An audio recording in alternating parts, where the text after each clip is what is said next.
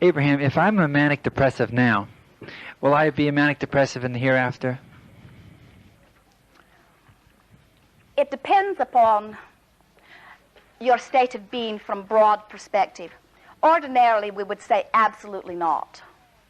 You would make a transition into the non-physical, you would re-emerge into your broader self, and you would leave that behind with your physical carcass.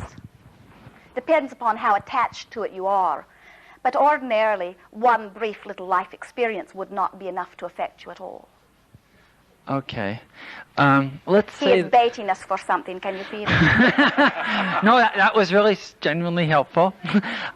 Let's say that I am in the hereafter a manic depressive, and I want to escape again. Like I can escape now, I could commit suicide kind of thing. Is that going on where you are? There is no escape from non-physical experience other than into physical experience. It reminds me of when I was a child, when my mother and father didn't like me. It was okay because God still liked me. And then the thought occurred to me, well, what if God doesn't like me? Oh, my God. That's it. I blew it. So when I get into a non-physical position...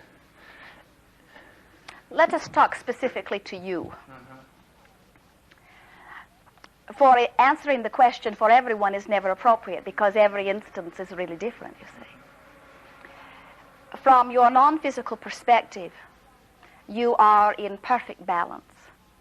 You are in this place of absolute freedom with a striving quest for growth. And in all of that, you are joyful. You are what we would say in perfect balance. And so as you come forth into this physical experience, and you have some encounters with physical beings who do not like themselves, and therefore they reflect their dislike for themselves into you, so that you believe that you are not likable.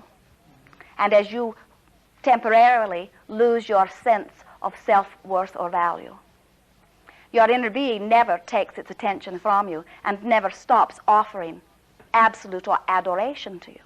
But you're not always listening because you haven't been taught that your inner being exists. You've been looking for someone outside of you. And so most of you in that condition begin to look for approval of others. But from your place of not liking yourself, by law of attraction, you do not find much approval from others. Because law of attraction defies it, you see. And so then what occurs is your inner being offers you some more predominant sort of sensing until suddenly, one day, and it is usually not so late in your life experience, a series of events occurs until you suddenly turn around and realize that there are not two of them that want the same thing from you anyway. And that seeking approval of others is a pretty fruitless effort. If there is one other that you are trying to seek approval from, you can stand on your head in enough ways. But if there are two or three or a whole world full, then you begin to acknowledge the purposelessness of that. And you begin to turn to yourself for your approval. And at that point, that is when your inner being, by law of attraction, can envelop you with those feelings that you are whole and that you are right and that all is well, you see. It doesn't have to take a long time, but it often does. I'm getting guidance from my inner being within my physical experience. In my non-physical experience, can I learn just as well? How do I have that guidance? How does that work? You are never in a place or in a state where you are not seeking growth.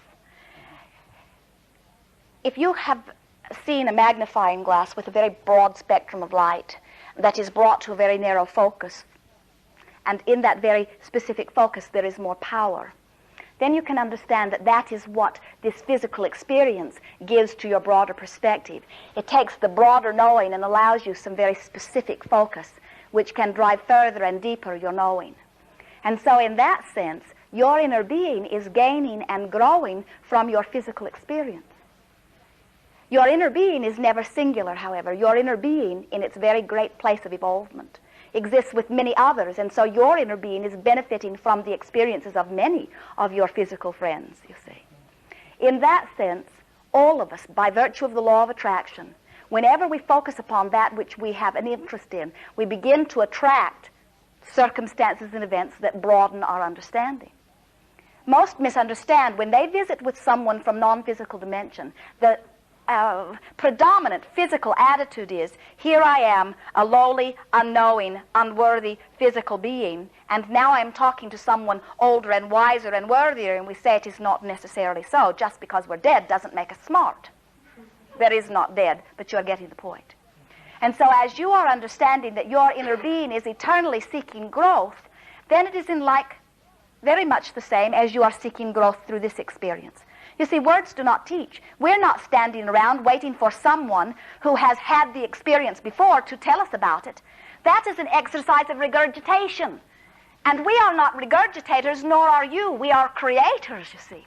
Which means we keep putting ourselves, you're wanting us to wait, we keep putting ourselves in circumstances or in positions where we can have new experience from which to shine our broader knowing to gain greater clarity. Again, the magnifying glass, you see. And so most of you have it backwards. You think you're here to learn from your inner being, when all along your inner being is gaining its great knowing from that which you are living, you see. Are you getting the point of the magnificence of this valuable physical experience? So who I am in essence is this non-physical being. Correct. And as this... broad, magnificent. Yes, I love that part. And as have I chosen to take this physical experience, like I've been told a number of times, I'm from the Pleiades constellation, this planet called the Asti. Well, that comes out of your physical wanting to belong somewhere. We say, give it up and just be. What is this constant wanting to connect to some place? Just be. Well, connect to this place. Like later on, when I'm at some other place, well, I know that I've been at this place, for instance. Like, it is really not important. You see, it is just as you have been in the 3rd grade, have you not? Yes, twice. No, just once. As you've had this experience of being 3 years old and 5 years old, we'll take the safer route. 10 years old, 12 years old. It is not necessary to your value as a person now to reach back into those times and try to make it or give emphasis to that time through these eyes. Are you following what we're saying? I just want to make just one last point that I, as a non-physical being, I do have these physical experiences, whether they're on that planet or this planet or whatever, and my purpose is to grow and experience joy and experience freedom. Correct. And even now you are not a linear person. You do not have that one, and then later that one, and then later that one, and then later that one. You could not trace your progression through your historical records of this earth plane only. You are a multi-dimensional being, taking physical form in many dimensions, you see. Okay. It is as, right now, you are a man, you are a friend, you are a musician, you are a this, you are a that, you are a bowler, you are this, and you are not all of those at all moments. You give your attention to that, and you give your attention to that, and you give your attention to that, and all of that equals the sum total that you are. It isn't easy to talk to physical beings who are so much always wanting to be that which they see now. Jerry and Esther, you've heard this story, but for the benefit of others, Jerry and Esther traveled to the city of Boston. We said, you will like Boston, for it was your last place of physicalness. They said, who were we? Daughter Tracy was there also. Who were we? And we said, when you stand before the statue that is you, you will know. And they were so excited. Oh, we were famous. There is a statue about us. And so even though it was the middle of the night, they began bounding from statue to statue, standing in front of them, wanting to know, was I this one? Was I that one? Getting more and more disappointed as the really famous ones were set aside. And as they stood before the statue of Samuel Adams, in unison, all three said, I was Samuel Adams. Then they looked at one another defiantly, not you, me, not you, me, not you, me. Said, time for a session with Abraham. We said, the energy that was at that time focused in the body of Samuel Adams is now focused within the three of you. That is not an easy concept for many of you who are egotistical. For you want to be you want to always be you want this to matter, you want this to make a difference, and we say to you, friends, it absolutely does. But from your broader perspective, you are choosing life experiences just like in this life you choose bowling. You seek the experience of the physical body for the sheer adventure of the physicalness, for the fun of it, for the joy of it, for the knowing of it, but don't try to make it all that you are, for it is far short of all that you are. the broad guidance, that feeling that comes forth from within in the form of emotion, that is your broad perspective, you see. And so is it important that you remember that you were a camel groomer back then? Not much calling for it today, is there? It is not important at all. But is it important to remember through the process of this experience how important freedom is? And that you are absolutely free? How much you seek growth? How good it is to be alive, alive, alive? Indeed. The deep not at all. Where did we come from, all of us, as non-physical beings? Here is the big question. What is at the beginning?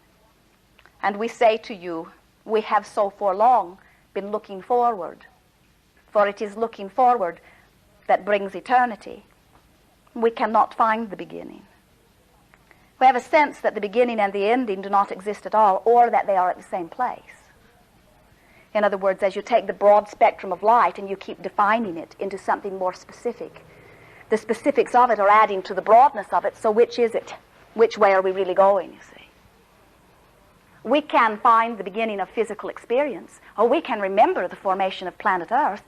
Those of you who are here at another level of your being, set forth by the power of your wanting for an environment where there would be perfect balance and an opportunity to experience your physicalness. You wanted this place, and by virtue of your wanting and expectation, you brought it to being. For as non-physical energy abounds, it is a bit like you're saying, where does electricity come from? No one understands it. They have learned to harness it, but they certainly do not understand it. They know what to do with it, but they certainly don't understand it. And so this non-physical energy, as it exists, as it is refined more fully or thought upon, it becomes what we call thought, or what you call thought. As it is thought upon further, it becomes what we call matter, or physicalness, you see. And so the physical earth is nothing more than the refinement of energy, non-physical energy. Pretty good non-answer, eh? Not easy for us to put in physical terms that which is non-physical.